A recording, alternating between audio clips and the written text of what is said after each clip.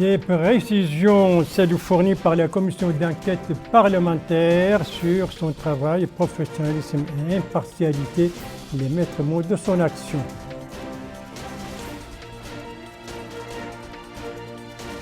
Une clôture, celle d'une session de formation dans le domaine de l'arbitrage et de la médiation, organisée par la Chambre de commerce, d'industrie et d'agriculture de Mauritanie avec la collaboration du SIAM, le Centre international pour l'arbitrage et la médiation. Un démarrage, celui des travaux d'extension du trottoir à Nouakchott, coup d'envoi aujourd'hui supervisé par les ministres de l'équipement et des transports. Voilà pour les principaux titres de votre journal. Et c'est parti, mesdames, mademoiselles, messieurs, bonsoir et bienvenue à votre 21h30 de ce vendredi 14 février 2020. Et pour commencer, la diplomatie. La diplomatie avec ce message de félicitations adressé par le président de la République à son homologue de la Serbie à l'occasion de la fête nationale de son pays. Message dans lequel M. Mohamed Ould Cheikh El Ghazouani renouvelle à M. Alexandre Vučić sa détermination à poursuivre les efforts visant le renforcement des relations de coopération existant entre les deux pays, et cela dans l'intérêt des deux peuples amis. Voilà pour la diplomatie. Venons maintenant à la politique intérieure avec la conférence hebdomadaire pour expliquer les travaux du Conseil des ministres. Celle d'hier portait sur différents thèmes, notamment la lutte contre l'urbanisme anarchique ou encore la création d'une agence nationale pour la recherche scientifique et l'innovation, ou encore la reformulation de l'institution de l'EMA, le plan d'action du secteur du pétrole ou l'accès des personnes handicapées aux soins. Voilà, d'autres thèmes, bien entendu, ont été également évoqués au cours de cette conférence. Donc voici une synthèse avec Rabia Adida. Durant sa réunion hebdomadaire, le Conseil des ministres a examiné et adopté plusieurs projets de décret et suivi des communications relatives à certains départements ministériels, dont celle expliquant la disposition relative à la typologie et aux tailles des établissements humains et aux règles générales de la sédentarisation.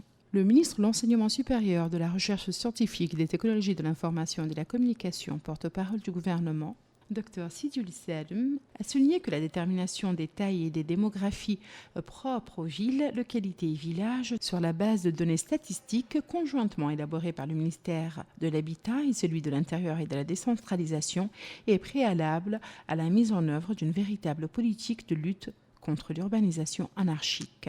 Dr Sidi Salim a par la suite évoqué les nouvelles dispositions concernant les modifications apportées à l'organisation de l'autorité mauritanienne d'assurance qualité de l'enseignement supérieur, précisant qu'elles faciliteront son fonctionnement et rendront son action plus performante. S'agissant du projet de décret créant l'Agence nationale de recherche scientifique et de l'innovation, le porte-parole du gouvernement a fait remarquer que l'enveloppe de 260 millions MRO allouée au titre du budget 2020 est une première dans le pays en matière d'affectation de ressources à la recherche scientifique. Lui succédant, le ministre des Affaires islamiques et de l'enseignement originel, Daoul Sidi Ould Taleb, a indiqué que la communication relative à la reformulation de l'institution des ulémas, précédemment Association des ulémas, s'inscrit dans le cadre de l'intérêt particulier qu'accorde son Excellence le président de la République, M. Mohamed Ould Cheikh El Ghazouani, aux illustres ulémas et au rôle important qu'il joue dans la diffusion des connaissances et la promotion des valeurs islamiques.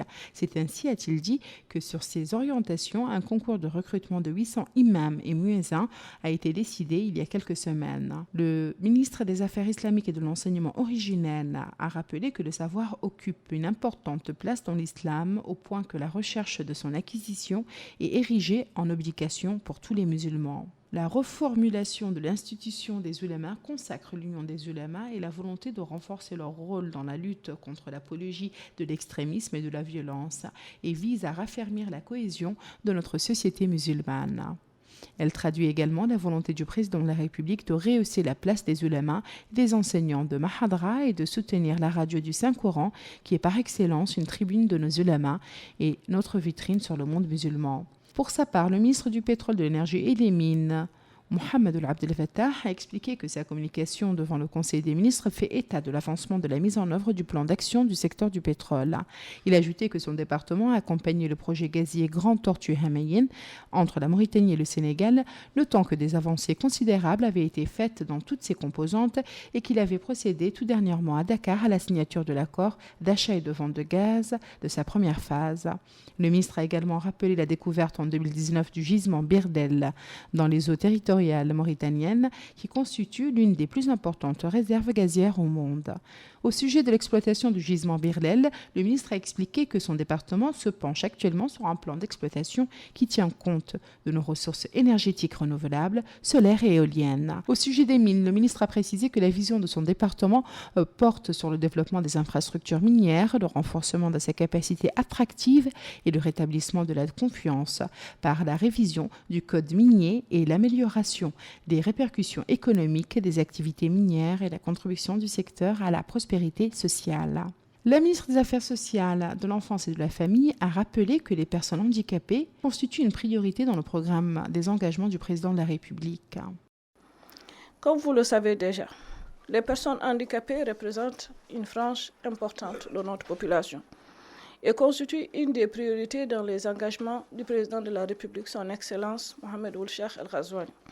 Alors, l'une des mesures phares qui a été prise à l'issue de ce conseil, c'est de rendre effective la carte, comme nous l'avions dit, la carte des personnes handicapées, où nous avons mis en place des différentes, bien entendu, commissions techniques qui ont travaillé avec le MASEF sur, effectivement, l'accessibilité des cartes pour des personnes handicapées. Une autre décision aussi qui a été prise, c'est effectivement dans les prochains jours, comme je l'ai dit tantôt, la disponibilité des cartes des personnes handicapées et signature de la convention avec le ministère de la Santé, bien entendu, pour rendre simplement effectives ces cartes de soins des personnes handicapées, donc, ainsi que leurs familles. Donc, voilà, la ministre des Affaires sociales, de l'Enfance et de la Famille, lors de la conférence de presse pour commenter les travaux du Conseil des ministres, et a été intervenue avant elle, vous le savez, le ministre du pétrole, de l'énergie et des mines, le ministre de la recherche scientifique, de l'enseignement supérieur, de la recherche scientifique et des TIC, porte-parole du gouvernement officiel, et le ministre des Affaires islamiques et de l'enseignement originel. C'était donc au cours de la conférence de presse pour commenter les travaux du Conseil des ministres. C'était hier. Autre conférence de presse, mais cette fois c'était aujourd'hui, et cette fois elle était tenue par les membres de la commission d'enquête parlementaire. C'était aujourd'hui à l'Assemblée nationale. Et c'était l'occasion pour les participants, pour les membres de cette commission, de donner des précisions sur la nature de leur travail. Amina Takan. Au cours de la conférence de presse tenue dans l'enceinte de l'Assemblée nationale, les membres de la commission parlementaire ont insisté sur le caractère professionnel de la mission de la commission et assurent que seul l'intérêt de la nation est son mobile. Le président de la commission parlementaire, Habib Ould-Dia, a présenté un exposé au cours de la conférence sur les étapes de la création de la commission d'enquête parlementaire, soulignant que ses membres représentent tous les groupes politiques siégeant à l'Assemblée nationale. La commission s'est ainsi engagée à tenir l'opinion publique informée au fur et à mesure de l'avancement de son travail dans le respect du secret et du professionnalisme de l'enquête. La commission d'enquête parlementaire constituée suite à une résolution de l'Assemblée nationale en date du 30 janvier, à la demande d'un groupe de députés, souhaite porter à la connaissance de l'opinion publique ce qui suit. La Commission a commencé ses travaux en présence de tous ses membres et avec la participation de tous les groupes parlementaires conformément aux dispositions réglementaires intérieures de l'Assemblée nationale. La Commission a établi un programme de travail global et envisage faire appel à toutes les personnes ressources pouvant contribuer à la réussite de cette enquête. Après la désignation de ses membres et la constitution de son bureau, la Commission devient donc une institution de contrôle parlementaire indépendante, aussi bien des groupes parlementaires et des partis politiques que des deux pouvoirs exécutifs et législatifs jusqu'à la fin de sa mission. La mission de la Commission se limite aux 7 dossiers figurant au niveau de la résolution de l'Assemblée nationale, conformément aux dispositions de la loi, et son action s'inscrit dans le cadre du contrôle parlementaire tel que prévu au niveau de la Constitution et ne concerne aucune période spécifique et encore moins des personnes particulières. La Commission encourage toutes les personnes disposant d'informations pertinentes, documentées relatives au sujet en rapport avec l'enquête ou souhaitant apporter leur témoignage par rapport à ces mêmes questions, à bien vouloir collaborer avec elles pour assurer le succès de cette mission. C'est ainsi que la commission parlementaire d'enquête a indiqué qu'elle est consciente de la nécessité d'entreprendre un travail sérieux et professionnel, impartial, et s'engage à fournir tous les efforts possibles pour faire la lumière sur les dossiers précités dans le communiqué de façon objective et considère que l'intérêt national est son seul mobile. Voilà, la conférence donc de presse animée aujourd'hui par la commission d'enquête parlementaire. L'occasion pour la commission donc de donner des précisions sur la nature de son travail. Un travail qui commence donc. Eux ont terminé déjà leurs travaux. Il s'agit des participants à la session de formation sur l'arbitrage et la médiation. Clôture aujourd'hui, durée des travaux 4 jours. Et c'était une session de formation organisée par la Chambre de commerce, d'industrie et d'agriculture de Mauritanie avec la collaboration du SIAM, le Centre international de l'arbitrage et de la médiation. Cérémonie donc de clôture aujourd'hui était présidée par le ministre du Commerce et du Tourisme. Précision avec Bokar Baïleba. L'objectif de la rencontre est de sensibiliser le secteur privé, les avocats, les magistrats et les médias sur l'arbitrage et la médiation comme mode alternatif de règlement des litiges. Pour le ministre du Commerce et du Tourisme, Sid Ahmed Mohamed, la médiation et l'arbitrage constituent des mécanismes qui garantissent aux acteurs la possibilité de poursuivre leurs relations ultérieurement comme le moyen le plus approprié de régler les litiges commerciaux. Il a indiqué que le gouvernement s'efforce à créer un climat favorable à l'investissement qui a abouti à l'adoption du Code des investissements, à la révision du Code des marchés publics et à la mise en place d'un conseil d'arbitrage. Autre intervention, c'est celle faite par le président de la Chambre de commerce, d'industrie et d'agriculture de Mauritanie, Ahmed Babaoud Eleya, qui a mis en exergue le rôle croissant que jouent les moyens alternatifs pour résoudre les litiges commerciaux en raison de leur cohérence avec la confidentialité des informations, la simplicité des procédures et des coûts. Très prisé du monde des affaires, la médiation et l'arbitrage permettent une meilleure adhésion des parties au contrat à des solutions construites ensemble. Nous sommes convaincus tous ici que si l'arbitrage et la médiation sont des modes novateurs de résolution des litiges, ils sont aussi, c'est important de le souligner, des modes ancestraux de résolution des différends. En effet, et cela est particulièrement vrai en Mauritanie, recourir à un médiateur ou à un arbitre peut s'apparenter au recours aux sages, pratiqué depuis des millénaires pour résoudre les litiges. Ce recours est toutefois ici modernisé et sécurisé par l'institution du SINAM, par un dispositif législatif et réglementaire précis et complet, et par des arbitres et des médiateurs spécialement formés aux techniques modernes de résolution des litiges.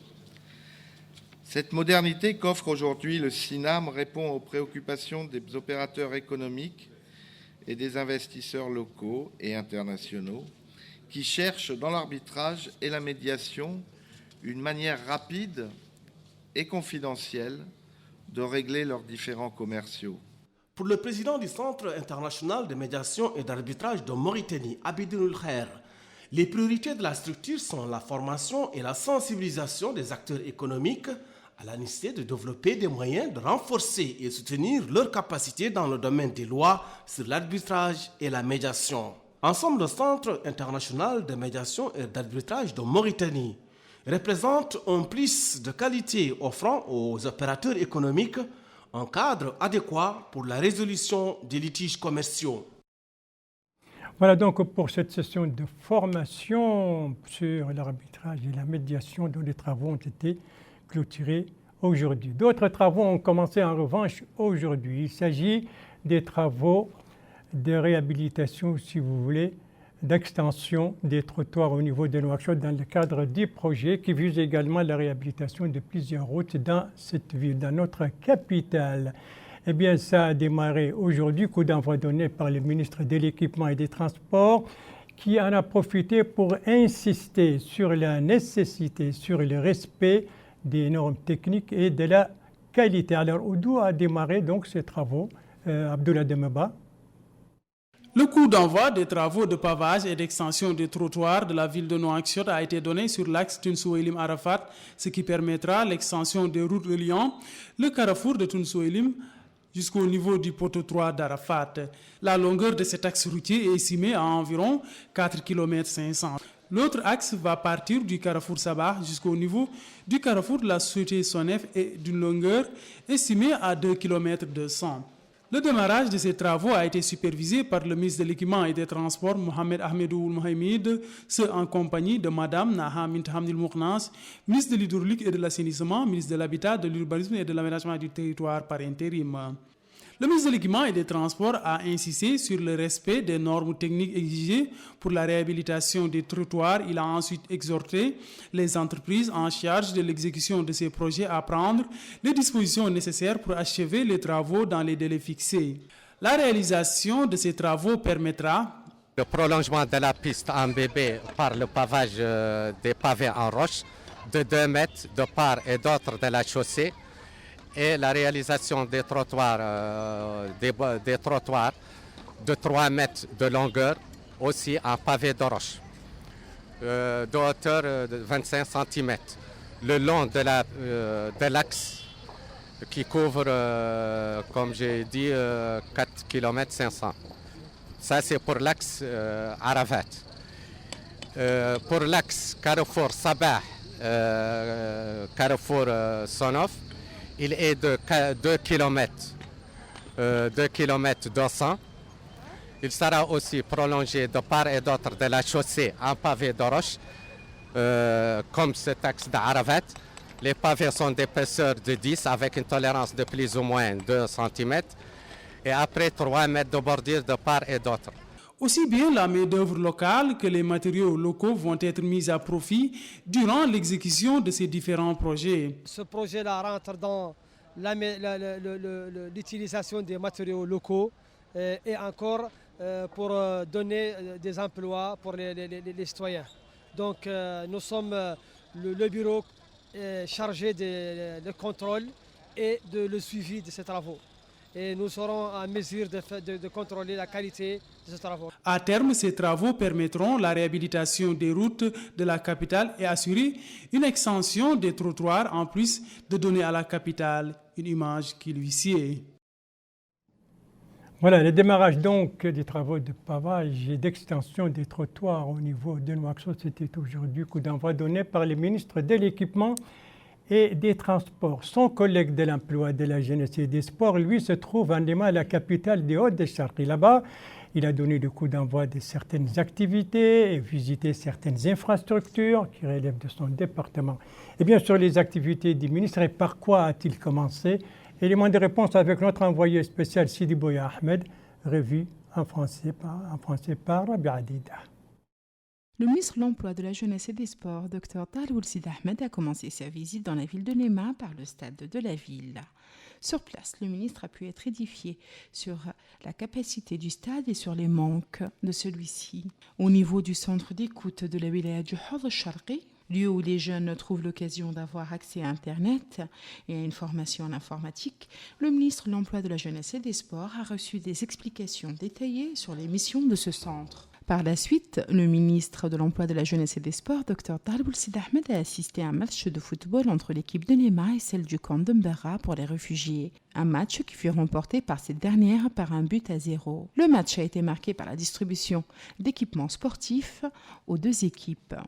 Le ministre de l'Emploi, de la Jeunesse et des Sports, Dr Taleb El-Sid Ahmed, a tenu dans la Maison des Jeunes de Néma une réunion avec les associations de jeunes et des clubs sportifs de la ville pour s'enquérir de près des problèmes qu'ils rencontrent et recevoir les propositions susceptibles d'améliorer le rendement du secteur.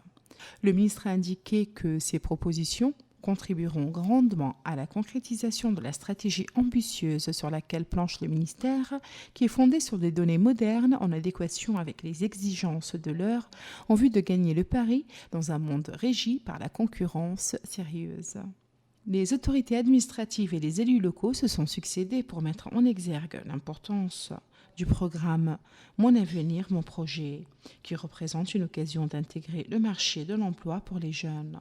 Les jeunes de la ville de Néma ont pour leur part salué la tenue de cette réunion qui leur donne de grands espoirs. Réunion au cours de laquelle ils ont pu interagir avec le ministre et mettre en exergue leurs attentes vis-à-vis du secteur de l'emploi, de la jeunesse et des sports. Le ministre de l'Emploi, de la Jeunesse et des Sports, en compagnie du ministre de la Culture, de l'Artisanat et des Relations avec le Parlement, Dr Sidi Mohamed El-Ghaber, a assisté à une soirée culturelle et artistique animée par des groupes de la ville de Néma et du camp d'Umberra pour les réfugiés, émaillée de sketchs et de présentations folkloriques qui exhortent à la fraternité et au refus à la division.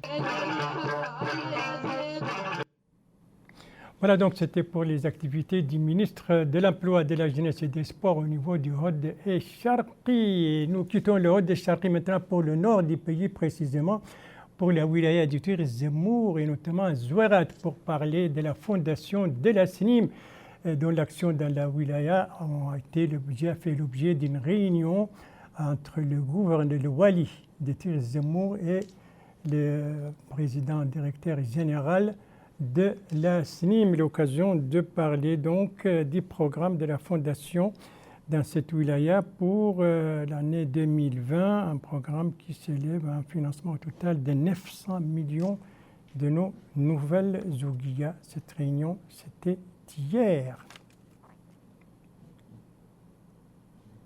Voilà, et puis une page culturelle dans ce journal avec le Festival de la poésie arabe qui vient de se tenir ici à Nouakchott. Il s'agit de sa 5e édition. La clôture, c'était hier soir, ici à Nouakchott, précisément au Palais des Congrès. Nous revenons ce soir sur la dernière journée de cette 5e édition. Qu'est-ce qui l'a marqué? Élément de réponse avec Abdelrahman Hamad.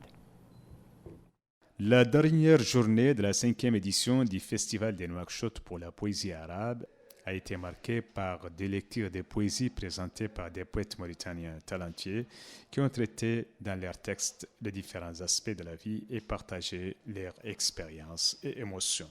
Clôturant les travaux de cette édition du festival, le directeur de l'association Beit Cher a remercié tous ceux qui ont contribué à la réussite de cette manifestation culturelle, notamment le département de la culture, de l'artisanat et des relations avec les parlements, la wilaya de Nouakchott-Ouest et la région de Nouakchott pour l'appui considérable qu'ils ont fourni pour la réussite de cette édition.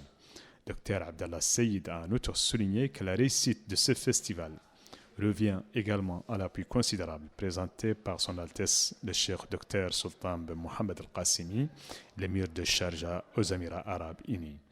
La cérémonie de clôture du festival a été marquée par la remise des diplômes de reconnaissance à des poètes et journalistes en reconnaissance de leur participation et efforts pour la réussite du festival, ainsi qu'à la distribution des copies honorifiques des 6 recueils de poésie de jeunes poètes mauritaniens publiés par l'association Beit Cher en collaboration avec le département de la culture de l'émirat de Sharjah aux Émirats Arabes Unis.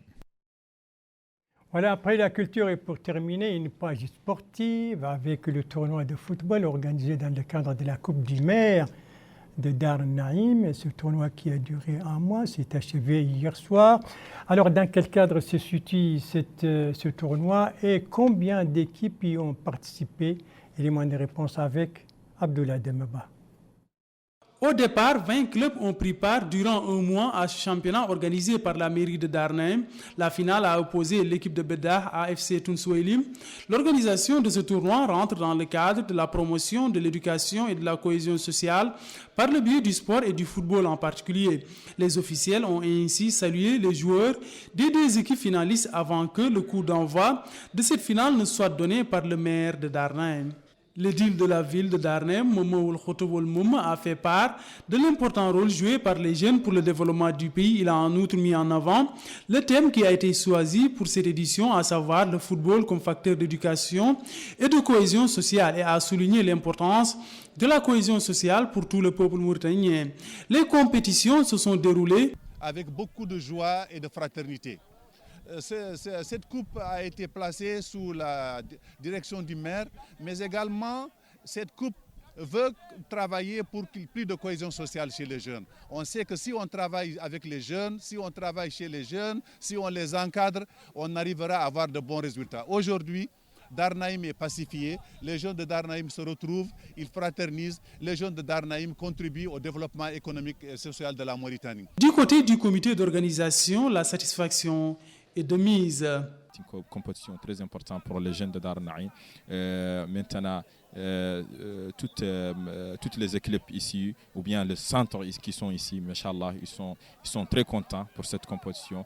On attendait beaucoup de financement à notre commune, beaucoup de compétitions pour les jeunes bénéficier, beaucoup des activités ici sur notre Muqata'a de Darnaïm.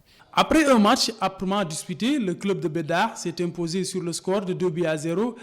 À la fin de la rencontre, l'équipe victorieuse s'est vue décerner un trophée. En plus, d'autres récompenses ont été distribuées à l'équipe finaliste de FC Tunsouelim. Le club qui est arrivé troisième a aussi été distingué, de même que le meilleur joueur du tournoi, le meilleur gardien et l'équipe fair play de ce championnat. Voilà, un championnat donc organisé à Dar al-Naïm depuis un mois est placé sous le thème le football, le facteur de cohésion nationale. Voilà, ce journal est à présent terminé. Merci à vous, mesdames, mesdemoiselles, messieurs, de l'avoir suivi. Merci bien entendu aux équipes rédactionnelles et techniques qui ont participé à sa conception. Je vous en rappelle les principales informations. Ici, c'est cette conférence de presse donnée par la commission d'enquête parlementaire. C'était aujourd'hui et c'était l'occasion pour les membres de la commission de donner des précisions sur leur mission et sur le travail, un travail dont les maîtres mots sont le professionnalisme et l'impartialité. Ici, c'est cette session de formation donc, sur l'arbitrage et la médiation organisée par la Chambre de commerce, d'industrie et d'agriculture de Mauritanie avec la collaboration du SIAM clôture aujourd'hui. Et ici, c'est le coup d'envoi donc des travaux de pavage et de l'extension du trottoir au niveau de Nouakchott dans le cadre du projet qui vise également à réhabiliter plusieurs routes au niveau de notre capitale. Voilà, il ne me reste plus qu'à vous souhaiter une très bonne fin de soirée, une très bonne fin de semaine et à vous donner rendez-vous, Inch'Allah, demain à la même heure, 21h30. Bonsoir.